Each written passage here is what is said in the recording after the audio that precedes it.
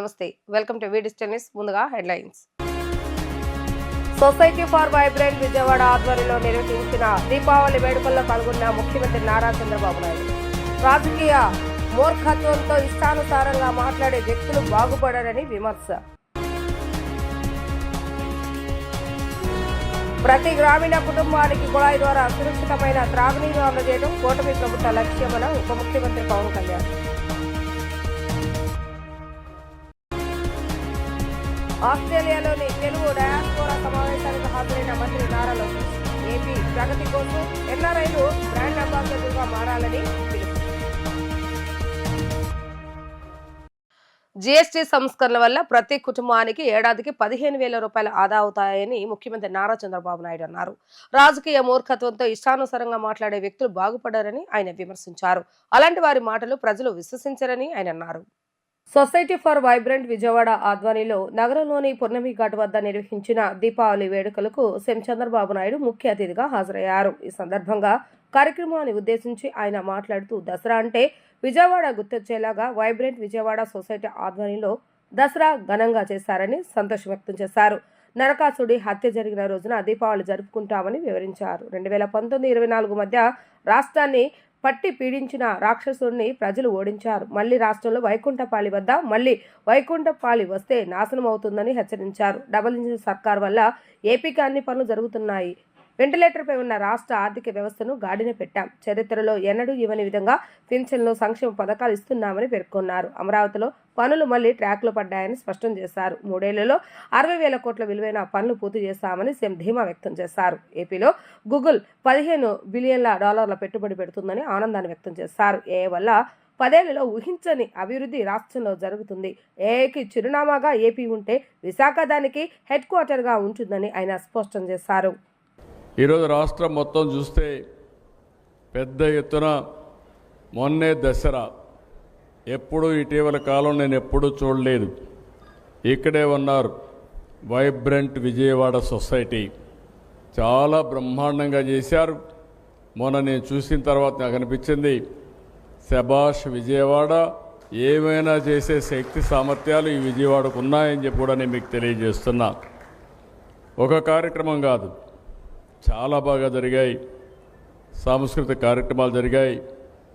ఆ 11 రోజులు ఒకప్పుడు దసరా అంటే గుర్తొచ్చేది కలకత్తా, మైసూరు గుర్తొచ్చేది. ఈసారి దసరా అంటే గుర్తొచ్చేది మన విజయవాడ అని చెప్పి కూడా మరొక్కసారి మీ అందరికీ విజ్ఞప్తి చేస్తున్నాం. ఈరోజు మనందరం కూడా గుర్తుపెట్టుకోవాలి, మన పెద్దలు పండుగలకి ఒక శాస్త్రీయత ఉంది. ఈరోజు దీపావళి జరుపుకుంటున్నాం. ఈ దీపావళి ఒక్కసారి చూస్తే దీంట్లో ఒక మెసేజ్ ఉంది. నరకాసురుడు ఆ రోజు ఒక రాక్షసుడు సమాజాన్ని అతలాకుతలం చేసే పరిస్థితి వస్తే కడాన మనందరం చూస్తే సాక్షాత్తు కృష్ణ భగవానుడే సత్యభామతో వచ్చి ఆ రోజు నరకాసురుడిని వధించి ప్రజల జీవితాలకు వెలుగు చూపించాడు. అందుకే ఈరోజు మనం అందరం దీపావళి పండుగ చేసుకుంటున్నాం. ఇది చూసిన తర్వాత మనం గుర్తుపెట్టుకోవాల్సింది, ఇంత మునుపు కూడా చరిత్రలో కూడా చాలామంది రాక్షసులు ఉంటే ఆ రాక్షసుల్ని ఎవరూ ఓడించలేకపోతే, లేకుంటే వాళ్ళని తుదముట్టించలేకపోతే కడాన భగవంతుడే వచ్చి వాళ్ళని శిక్షించి సమాజాన్ని కాపాడారు. అలాంటి రాక్షసుడే మనం చూస్తే 1924లో ఈ రాష్ట్రాన్ని పట్టి పీడిస్తూ ఉంటే ప్రజలే ముందుకొచ్చి మేము నిమిత్త మాత్రులం, నేను కానీ మా మిత్రులు పవన్ కళ్యాణ్ గారు కానీ బీజేపీ కానీ 3 పార్టీలు కూటమి పెట్టుకొని మేము మీ ముందుకొస్తే ప్రజలు మీరు స్పందించారు. 94% స్ట్రైక్ రేట్ అంటే నా రాజకీయ జీవితంలో ఆంధ్రప్రదేశ్లో ఎప్పుడూ చూడలేదు. అలాంటి విజయాన్ని ఇచ్చారు. అయితే ఈరోజు మనం గుర్తుపెట్టుకోవాల్సింది, ఈ పండుగ మనకందరికీ ఒక మెసేజ్. ఆ మెసేజ్ ఏంటంటే ఎప్పుడు కూడా ఈ యొక్క చెడు ఉంటే ఆ చెడుని ఖండించడానికి చరిత్రలో కూడా అనేక సంఘటనలు జరిగినప్పుడు మళ్ళా అలాంటి సంఘటనలు పునరావృతం కాకుండా ఉండాలంటే ప్రతి నిమిషం మీలో కూడా గుర్తుపెట్టుకోవాల్సిన అవసరం ఉంది. అందుకే ఇలాంటి పండుగలు చేసుకుంటున్నాం. దీనివల్ల ఒక మెసేజ్ ఉంటుందని చెప్పి కూడా నేను మీకు తెలియజేస్తున్నా. నేను అందుకే ఇటీవల అన్ని మీటింగ్లో చెప్తాను, ఎప్పుడు చెప్పేవాడిని కాదు. మళ్ళీ ఈ రాష్ట్రంలో వైకుంఠపాళి వద్దు. ఆ వైకుంఠపాళి ఉంటే మాత్రం మన జీవితాలు ఎప్పుడూ బాగుపడవని మరొక్కసారి పండగ పూట అందరికీ విజ్ఞప్తి చేస్తున్నా. రాష్ట్ర వ్యాప్తంగా జల్ జీవన్ మిషన్ పనులు వేగం పుంజుకున్నాయని డిప్యూటీ సీఎం పవన్ కళ్యాణ్ అన్నారు. ప్రతి ఇంటికి స్వచ్ఛమైన త్రాగునీరు, ప్రతి గ్రామానికి రక్షిత నీటి భద్రత లక్ష్యంగా కూటమి ప్రభుత్వం ముందుకు వెళ్తుందని తెలిపారు. ఈ పనుల వేగవంతానికి పక్కా ప్రణాళికలతో ముందుకు వెళ్తామని అన్నారు.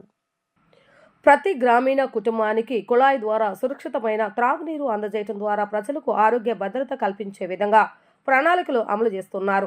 సిబ్బంది సామర్థ్యాల పెంపు, నీటి నాణ్యత, శుద్ధి, సరఫరాలకు ప్రాధాన్యత ఇస్తున్నారు. గ్రామీణ రక్షిత త్రాగునీటి సరఫరా విభాగం సిబ్బందిలో అంతర్గత సామర్థ్యాలు పెంచేలాగా క్షేత్రస్థాయిలో చిన్న ఉద్యోగి నుంచి రాష్ట్ర స్థాయిలోని ఉన్నత ఇంజనీరింగ్ వరకు శిక్షణ ఇస్తున్నారు. గత ప్రభుత్వ నిర్లక్ష్యం జల్ జీవన్ మిషన్ లక్ష్యాలను దెబ్బతీస్తే కృషి ప్రణాళిక జల్ జీవన్ మిషన్కు కొత్త ఉత్సాహాన్ని ఇస్తుందని అన్నారు.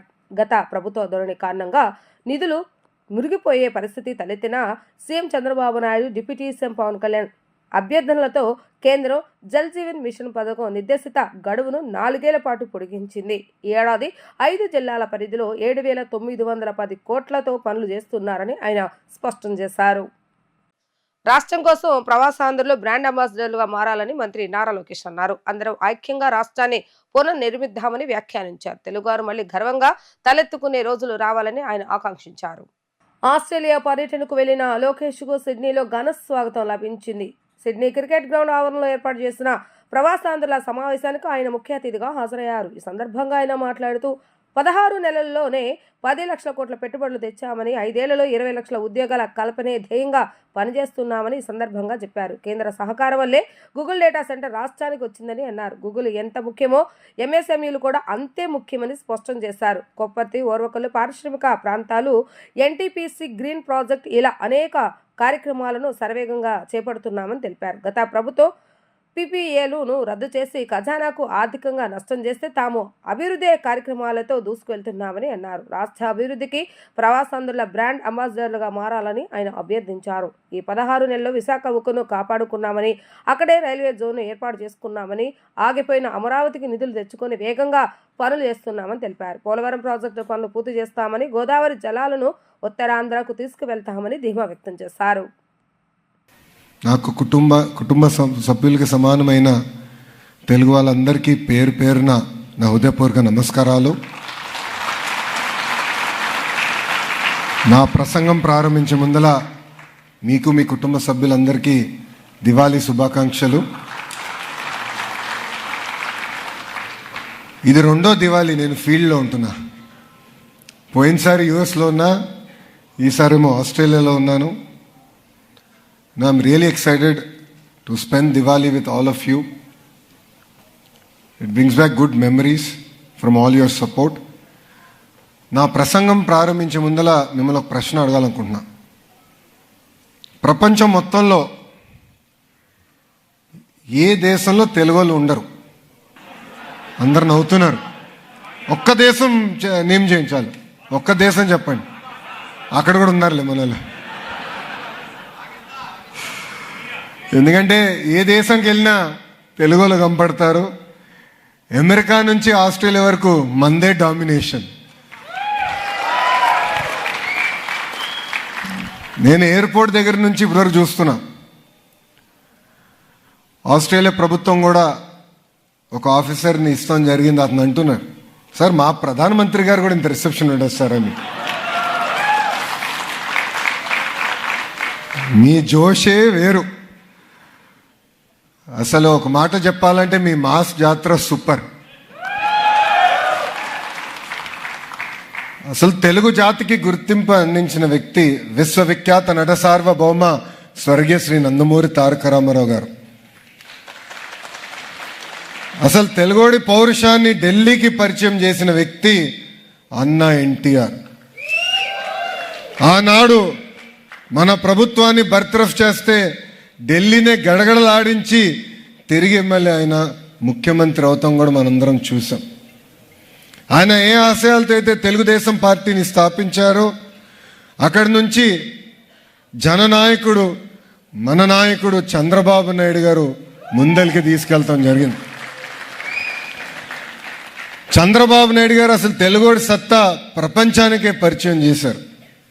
1995లో పెద్ద ఎత్తున సంస్కరణలు తీసుకొచ్చి ఐటీ విద్యని మనందరికీ దగ్గర చేస్తాం జరిగింది. ఆనాడు చాలామంది ఎగతాళి చేశారు. ఇప్పుడిప్పుడు ఆ వీడియోలు బయటకు వచ్చినాయి. కంప్యూటర్ అన్నం పెడుతుందా, ఫ్లైఓవర్లు కడితే అభివృద్ధి అయినట్ట, ఎయిర్పోర్ట్ వల్ల ఏమవుతుందని అడిగిన వాళ్ళందరి నోరులో ఈరోజు మాట రాని పరిస్థితి. అంతేకాదు, ఆయన వయసు 75 అయినా ఇప్పటికీ 25 సంవత్సరాలు కుర్రోళ్ళలో పరిగెడతారు.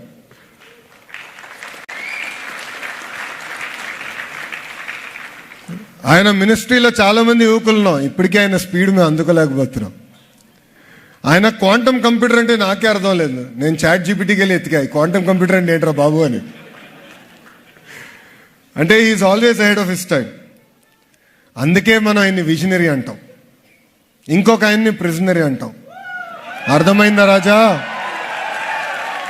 అర్థమైందా రాజా?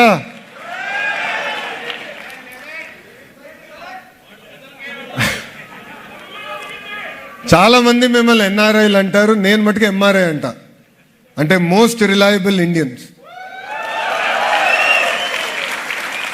సముద్రం దాటి వెళ్ళినా ఎప్పుడు మీ మనసు ఆంధ్ర వైపే ఉంటుంది. సొంత మాతృభూమిపై మీరుంటారు. ఆనాడు చంద్రబాబు నాయుడు గారిని అరెస్ట్ చేసినప్పుడు ఆస్ట్రేలియాలో ఉన్న ప్రతి సిటీలో తెలుగు వాళ్ళందరూ పెద్ద ఎత్తున బయటకు వచ్చి మీరు మా కుటుంబానికి అండగా నిలబడ్డారు. మీ అందరికీ అదొక చిన్న కార్యక్రమం అనిపించవచ్చు. నాకు కానివ్వండి, మా కుటుంబానికి అది కొండంత బలమైంది. నేను ఎంత చెప్పినా తక్కువే.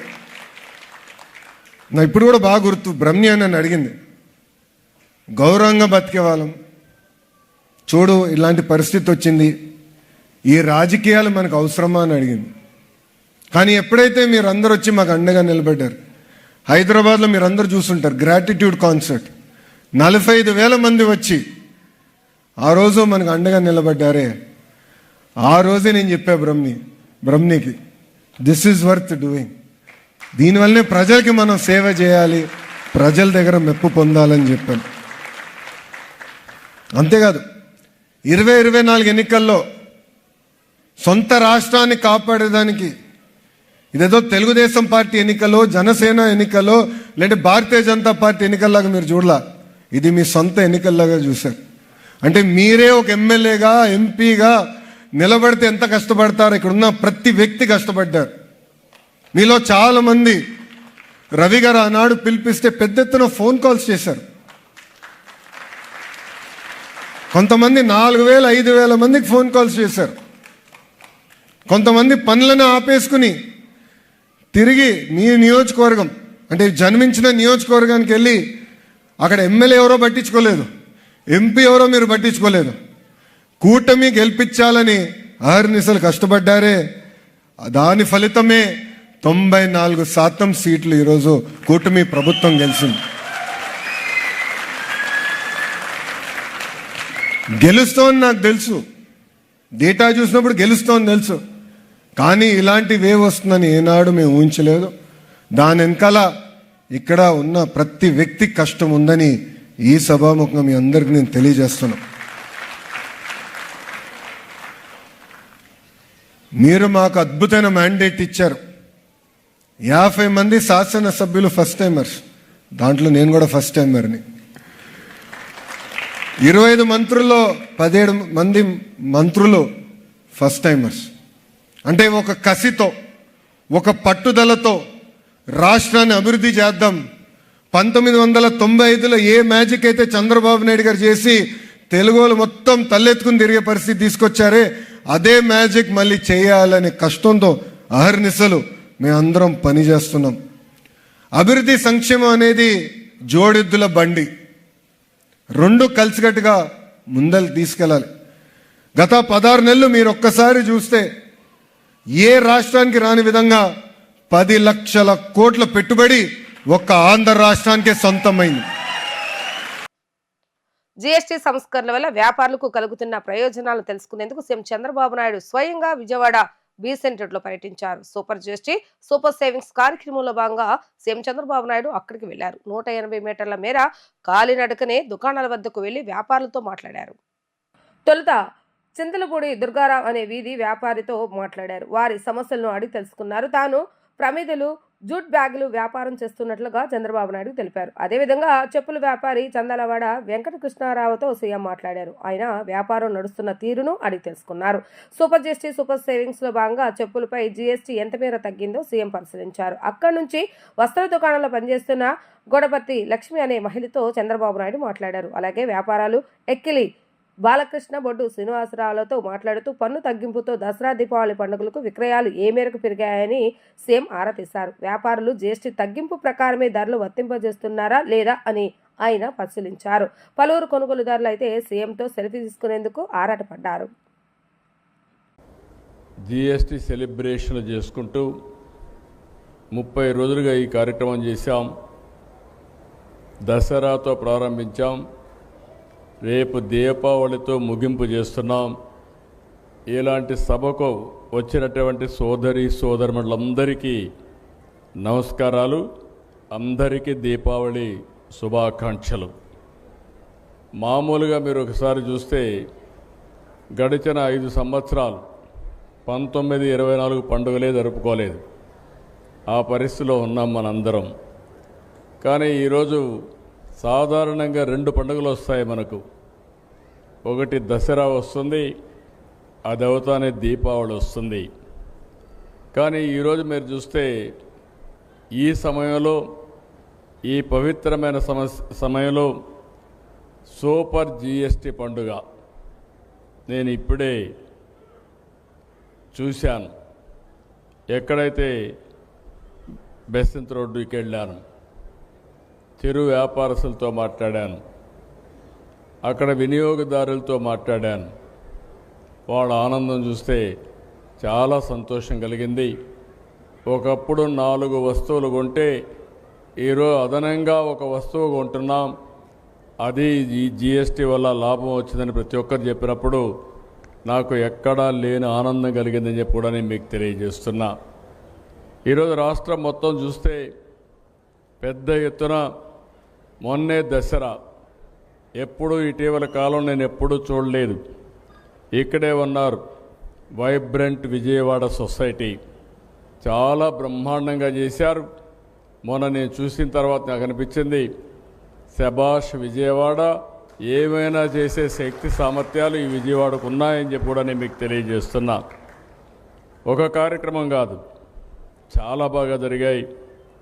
సాంస్కృతిక కార్యక్రమాలు జరిగాయి. ఆ 11 రోజులు ఒకప్పుడు దసరా అంటే గుర్తొచ్చేది కలకత్తా, మైసూరు గుర్తొచ్చేది. ఈసారి దసరా అంటే గుర్తొచ్చేది మన విజయవాడ అని చెప్పి కూడా మరొక్కసారి మీ అందరికీ విజ్ఞప్తి చేస్తున్నాం. విజయవాడ ఏలూరు రోడ్లో అగ్ని ప్రమాదం సంభవించింది. స్థానిక జయసూర్య మెడికల్ షాప్ లో తెల్లవారుజామున పెద్ద ఎత్తున పొగలు, మంటలు వ్యాపించడాన్ని గుర్తించిన స్థానికులు అగ్నిమాపక సిబ్బందికి సమాచారాన్ని అందజేశారు. హుటాహుటిన ఘటనా స్థలానికి చేరుకున్న పోలీసులు మంటలను చుట్టుపక్కలకు వ్యాపించకుండా అదుపు చేశారు.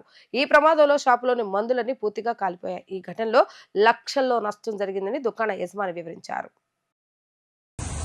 మాకు పొద్దున్న 2:30కి ఫోన్ వచ్చిందండి. వచ్చేసరికి ఇక్కడ గబగబా వచ్చేసాం. మేము వచ్చేసరికి ఇక్కడ అన్ని పొగలు వచ్చేసినాయి, విపరీతమైన పొగలు వచ్చేసినాయి. ఎక్కడ అనేది మాకు అర్థం కాలేదు. అప్పటికి మేము గబగబా పోలీస్ స్టేషన్ కి, కరెంట్ ఆఫీస్ అతనికి, ఫైర్ స్టేషన్ కి అందరికీ ఫోన్లు చేశాము. వాళ్ళు పోలీసులు వచ్చారు కానీ అంత ఎక్కడ ఉన్నది, ఫైర్ ఇంజన్ ఎక్కడ అనేది చూసి తెప్పించారు. మొత్తం మేము అన్ని కరెంట్ అతను వచ్చి అవన్నీ మెయిన్ తీసేసరికి, షటర్లు ఎత్తేసరికి మొత్తం లోపలంతా కాలిపోయింది. దగ్గర 90 లక్షల దాకా నష్టం జరిగిందండి. మొత్తం అంతా మా కళ్ళ ముందే కాలిపోయిందండి. మొత్తం మా కళ్ళ ముందే జరిగిందండి. రాష్ట్రానికి పెట్టుబడులతో పాటు పాజిటివ్ పాలసీ మేకింగ్ పైన సిఐఎస్ సదస్సులో చర్చ జరగాలని సీఎం చంద్రబాబు నాయుడు స్పష్టం చేశారు. పెట్టుబడులు ఒప్పందాలకే వేదిక పరిమితం కాకుండా నాలెడ్జ్ షేరింగ్ వివిధ అంశాలపై మేధో మదనం జరిగేలా కార్యాచరణ రూపొందించాలని అధికారులను ఆదేశించారు. ఏపీని ఏఐకి చిరునామాగా మారుద్దామని ఆయన పిలుపునిచ్చారు. ఉండవల్లి సీఎం క్యాంపు కార్యాలయంలో సీఎం చంద్రబాబు నాయుడు విశాఖలో నవంబర్ 14-15వ తేదీలో జరిగే సిఐఐ భాగస్వామ్య సదస్సుపై ఉన్నత స్థాయి సమీక్ష నిర్వహించారు. దావోస్ తరహాలోనే పెట్టుబడిదారులు పాలసీ మేకర్ల మధ్య చర్చలు జరిగేలాగా విశాఖలో జరిగే భాగస్వామ్య సదస్సును తీర్చిదిద్దాలని ఆదేశించారు. అంశాల వారీగా చేపట్టే ఈ సెక్షన్లో విధానాలపై మేధోమథనం జరిగితే పరిశ్రమలకు, ప్రభుత్వానికి, ప్రజలకు మేలు జరుగుతుందని ఆయన అన్నారు. AI for good, semiconductors, ఆరోగ్య రంగం, innovation, R and D space, drone, electronics, medtech లాంటి అంశాలపై సదస్సులో చర్చించాలని అన్నారు. స్మార్ట్ మ్యానుఫ్యాక్చరింగ్, చైన్ లింకేజ్తో పాటు నాణ్యమైన ఉత్పత్తుల తయారీ లాంటి అంశాలపై చర్చించాలని సూచించారు. లాజిస్టిక్స్ రంగంలో రహదారులు, అంతర్గత జల రవాణా, వేర్ హౌస్, కోల్డ్ స్టోరేజ్ లాంటి అంశాలతో పాటు అగ్రిటెక్, రేర్ ఎర్త్ మినరల్స్లో విలువలు జోడింపు, స్వచ్ఛాంధ్ర, సర్క్యులర్ ఎకానమీ, P4 లాంటి అంశాలపై కూడా చర్చించేలాగా కార్యాచరణ రూపొందించాలని ఆయన స్పష్టం చేశారు. గత కొన్ని రోజులుగా గ్రామంలో చర్మ వ్యాధులతో చిన్నారులు ఇన్ఫెక్షన్కు గురై ఇబ్బంది పడటంతో ప్రత్యేక వైద్య పరీక్షలు నిర్వహించామని డిఎంహెచ్ఓ సుహాసిని తెలిపారు. సాధారణ ఇన్ఫెక్షన్గా నిర్ధారణ అయిందని తెలిపారు. ప్రజలు ఎవరూ అపోహలు నమ్మొద్దని ఆమె స్పష్టం చేశారు. పెనగంచిప్రోలో గత 2 రోజులుగా నిర్వహిస్తున్న ప్రత్యేక వైద్య శిబిరాన్ని డిఎంహెచ్ఓ సుహాసిని సందర్శించారు. ఈ సందర్భంగా ఆమె మాట్లాడుతూ ఇప్పటికే గ్రామంలో సుమారు 3,500కు పైగా నమూనాలు సేకరించామని తెలిపారు. ఎటువంటి ప్రమాదకరమైన వ్యాధులు గ్రామంలో లేవని ఆమె స్పష్టం చేశారు. ఇన్స్పెక్షన్కి గురైన చిన్నారికి కూడా నేడు హాస్పిటల్ నుంచి డిశ్చార్జ్ అయ్యి ఇంటికి వచ్చిందని తెలిపారు. పిల్లల విషయంలో తల్లిదండ్రులు వ్యక్తిగత పరిశుభ్రత విధిగా పాటించాలని తెలిపారు. ఆహార పదార్థాలు తినిపించే సమయంలో చేతులను శుభ్రపరచుకోవాలని ఆమె సూచించారు. పెనుగంచిప్రోల్లో 2వ రోజు భాగంగా ఈ రోజంతా ఉదయాన్నే మా టీమ్స్ అన్నీ కూడా MLHP, ANM వాళ్ళందరూ కూడా సర్వేలు ఆల్రెడీ చేస్తున్నారండి. సో ఈరోజు మేము నిన్నటి అంతా కూడా మొత్తం అంతా సర్వేలో ఇక్కడున్న హౌస్ హోల్డ్స్ తీసుకుంటే 3,911 గాను 3,178 హౌసెస్ నిన్న చేయటం జరిగింది. సో అందులో మొత్తంగా మేము పిల్లల్ని 0 to 5 years వాళ్ళని 808 మందిని మేము మొత్తం కూడా పిల్లల్ని కూడా సర్వేలో మేము చూడటం జరిగింది. సో ఆ దాంట్లో కూడా ఏ ఒక్కళ్ళు కూడా అక్కడ మనకి ఇటువంటి దాంతో వ్యాధితో ఉన్న వాళ్ళు ఎవరు కూడా లేరండి. సో యాక్టివ్ కేసెస్ ఒకటి వాళ్ళ ఇంట్లో ఆల్రెడీ పెద్ద పాప ఆల్రెడీ తగ్గిపోయి ఉంది. వాళ్ళ ఇంటి ఎదురుగా ఉన్న ఒక చిన్న పాపకి కొంచెం వేరియంట్ ఆఫ్ లీజన్ ఉంది. సో అది కూడా ఆల్రెడీ తగ్గిపోయింది. సో యాక్టివ్ కేసు ఒకటండి. దట్ యాక్టివ్ కేసు అనేది గవర్నమెంట్ జనరల్ హాస్పిటల్ నిన్న పంపించి అక్కడికి మేము అడ్మిట్ చేశాము. ఆ కేసు కూడా చాలా బాగుంది. ఇప్పుడు ఆల్రెడీ నేను మాట్లాడాను, వాళ్ళు ఆ పాపను కూడా డిశ్చార్జ్ చేసేశారు. సో పాప కూడా ఇంకొద్దిసేపట్లో ఇక్కడికి వచ్చేస్తుంది. కాబట్టి అందరూ చాలా మంది ఇదేదో కొత్త వ్యాధి, వింత వ్యాధి అని అనుకుంటున్నారు. దయచేసి మీ అందరికీ కూడా చెప్తున్నాను, ఇది కొత్త వ్యాధి, వింత వ్యాధి, మందులకి ఒకవేళ ఇది అవ్వదేమో, ఎటువంటి ఏదైనా ప్రమాణాలకి దారితీస్తుందేమో అని చాలా మంది కూడా భయభ్రాంతులు అవుతున్నారు అన్నట్టుగా కొన్ని విదంతులు అనేది నాకు వినిపిస్తున్నాయి. కానీ ఎవరు కూడా అలా భయపడాల్సిన అవసరం లేదండి. సో ఇప్పుడు ఇక్కడ చేస్తే కూడా మీకు పరిస్థితులని కూడా ఇక్కడ చూస్తున్నా కూడా, ఇక్కడ ఇంత మెడికల్ క్యాంప్ పెడుతున్నా కూడా అలాంటి వాళ్ళు కూడా మనకి పిల్లలు కూడా ఎవరు లేరు. సర్వేలో కూడా మనకి కూడా ఎక్కడ కూడా కేసులు లేవు. ఆ ఉన్న ఒక్క యాక్టివ్ కేసు కూడా ఇక్కడికి వచ్చేసింది. కాబట్టి ఎవరు భయపడాల్సిన అవసరం లేదు. ముఖ్యంగా అందరూ పిల్లలు ముందు చేతులు శుభ్రపరచుకోవడం అనేది చాలా ఇంపార్టెంట్ థింగ్ అండి. పిల్లల్ని ఎత్తుకునేటప్పుడు, వాళ్ళకి ఏదైనా పెట్టేటప్పుడు కూడా చేతులు శుభ్రపరచుకొని వాళ్ళకి పెడితే బాగుంటుంది. కాబట్టి ఇలాంటి అవేర్నెస్ అనేది అందరూ కూడా తీసుకోవాలి. వ్యక్తిగత పరిశుభ్రత అట్లానే పరిసరాల పరిశుభ్రత అనేది చాలా అవసరము. కాబట్టి ఎవరు భయపడాల్సిన అవసరం లేదండి. మెడికల్ కళాశాలను ప్రైవేటు పరానికి అప్పజెప్పడాన్ని ఆందోళనకరమైన విషయమని రిటైర్డ్ ఐఏఎస్ అధికారి పివి రమేష్ అన్నారు. గూగుల్ సంస్థకు విశాఖలో 22,000 కోట్లు ఇస్తున్నారని, కానీ మెడికల్ కళాశాలకు 5,000 కోట్లు ఖర్చు చేయలేకపోవడం గమనార్హమని అన్నారు. PPP అనేది పారదర్శకంగా ఉండదని, పేదలకు వైద్యం అందదని చెప్పుకొచ్చారు.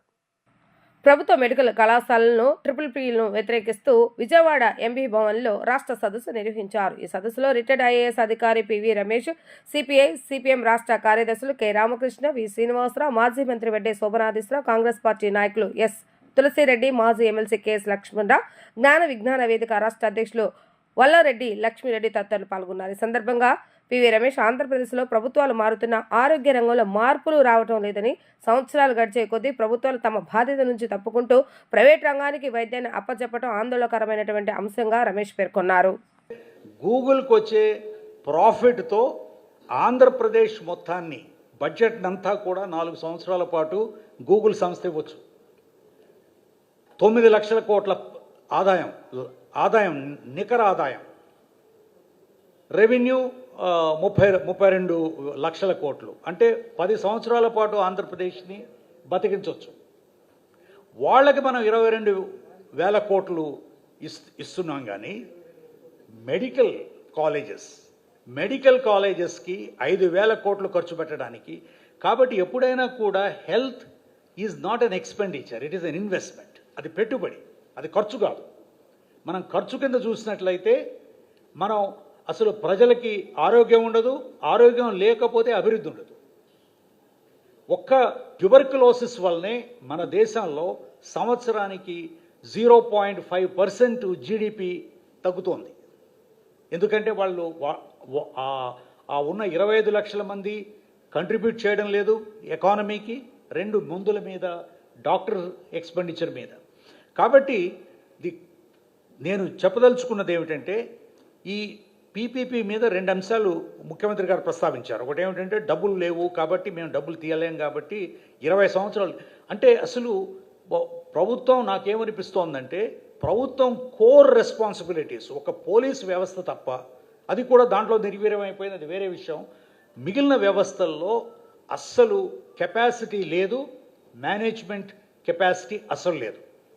నేను చూసింది, గమనించింది కూడా, ఎడ్యుకేషన్ హెల్త్ కేర్లో సెక్రటరీలుగా వెళ్ళడానికి ఎవరు ఇష్టపడరు, డబ్బులు చేసుకునేవాళ్ళు తప్ప.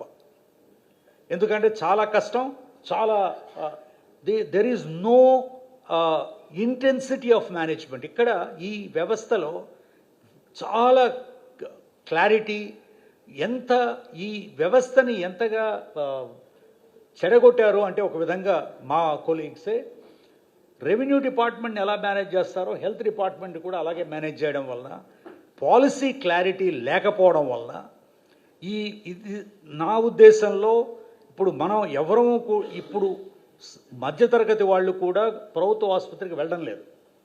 నేను సర్వీస్లో చేరినప్పుడు 40 సంవత్సరాల క్రితం మా పిల్లలిద్దరూ కూడా గవర్నమెంట్ హాస్పిటల్లో పుట్టారు.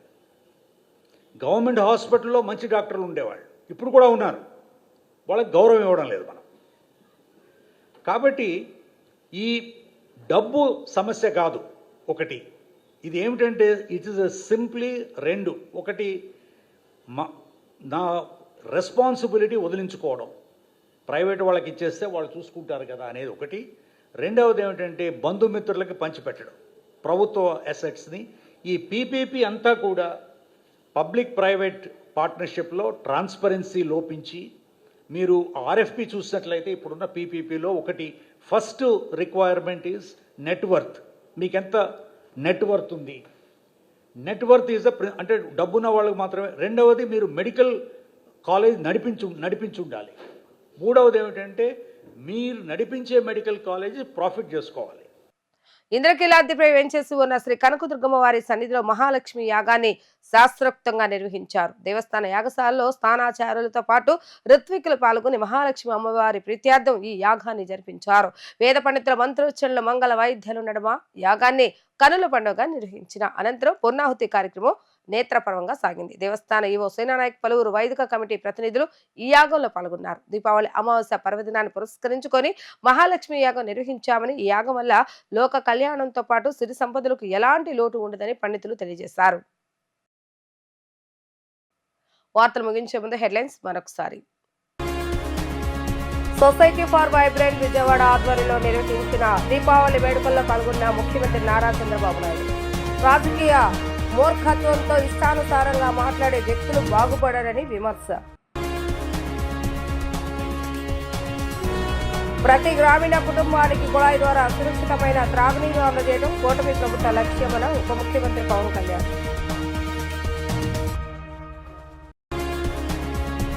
ఆస్ట్రేలియాలోని తెలుగు డయాస్పోరా సమావేశానికి హాజరైన మంత్రి నారా లోకేష్. ఏపీ ప్రగతి కోసం ఎన్ఆర్ఐలు బ్రాండ్ అంబాసిడర్గా మారాలని పిలుపు. ఇవి ఈ రోజు వార్తా విశేషాలు. మరలా తిరిగి ప్రసారమైన వార్తలు మళ్ళీ కలుద్దాం. అంతవరకు సెలవు. నమస్కారం.